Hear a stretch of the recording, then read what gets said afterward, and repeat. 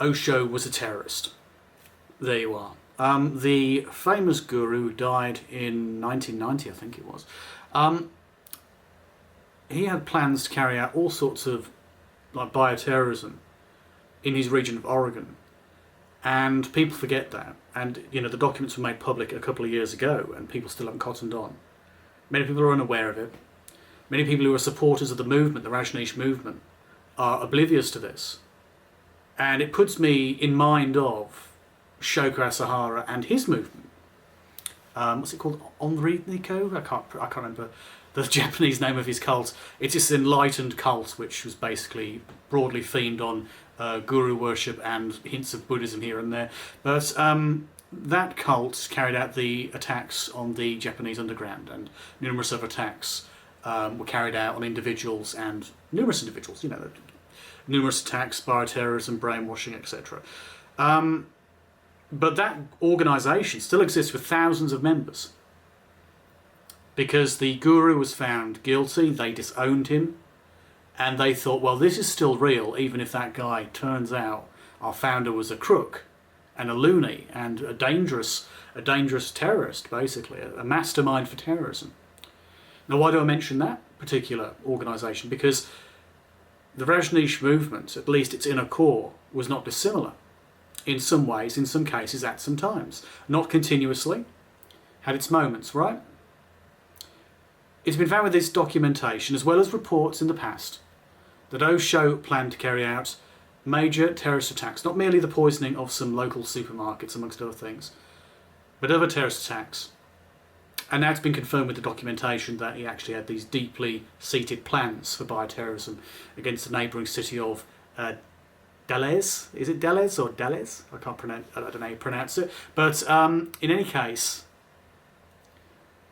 this idea of terrorism from the guru and this enlightened guru, how could he do it? He's enlightened. The movement moves on, of course. The Rajneesh movement is still out there to some degree, diminished in some ways, in some cases still with a internet following of people who are like token supporters. But in any case, yes, it actually had a terrorist mastermind running it, an Indian guru equivalent of Osama bin Laden, basically. Just as with the Japanese cult I mentioned and couldn't pronounce, their leader was an enlightened guru, but effectively another criminal mastermind, another terroristic mastermind, a kind of Japanese bin Laden, you know. And people forget about these instances. They forget about these people and these plans, and you know, the parallels you can make to Jonestown when you end up seeing a guru organisation come together. You're like, this is our commune with armed police, and it's like, oh, this is just like Jonestown, isn't it? That's what the Rajneesh movement was like. It was basically far worse than the Branch Davidians at Waco. Far worse. But people forget it, you know. It was bigger. It had its own police force in orange, like uniforms. It was a weird community, and you know, hints of it still linger. You know, the former members, the former supporters, those people who still admire, and new admirers who don't know the stories, they don't know the facts. Even though it's common knowledge, you can find it on Wikipedia. You can see documentaries on Netflix as well about Osho and his dark side. But people don't, you know, see that. They just don't see it. And yes, that there are parallels even to Charles Manson and various other, you know, crooks throughout history. And I could mention you know, crooks as in cult leaders, really. But I could also mention about, say, the inner group, the inner core of Falun Gong, an existing organisation, massive movement across China and other parts of the world, but mostly in China. Supposedly 100 million members, that's what they claim. Probably a bit less than that. And they apparently are, well, very enlightened, very open-minded, very considerate, anti-communist. I can understand why they would be if it was based, you know, in China, issues over there. And yeah, their inner group has issues. Their inner group has a cult leader. Their inner group has people who've been actually carried out terrorism in terms of self-immolation. It is a form of terrorism, you know.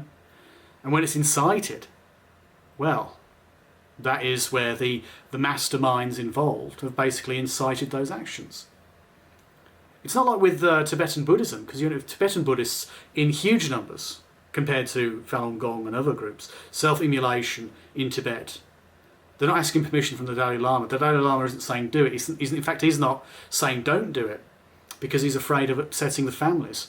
Oh yeah, your relative who killed themselves, they're going to go to hell. Because Buddhism does have hell. Did you know that? It's kind of a, instead of ascending to nirvana, you basically go into a state which means that you have to go for a long procedure, eventually escaping hell, and then you become enlightened. There's that kind of idea in Hinduism and several other beliefs too. But I digress. Yeah, Falun Gong is an inner group too, and many of these groups do. Many of these movements, it's like, oh, it's a movement, it's a spiritual movement, a spiritual progression, and actually there's a deep core, which is quite dangerous. And people just don't really know that. They're blatantly unaware of the issues involved, the facts involved. They're unaware that they are in fact being, well, manipulated by a organisation which has some great points to it, I'm sure, some wonderful points, some helpful things for your life, but also some negative characteristics. And that's what the Rajneesh movement was, and is in some ways. It's got some great points and great ideas, but its founder leader was corrupt.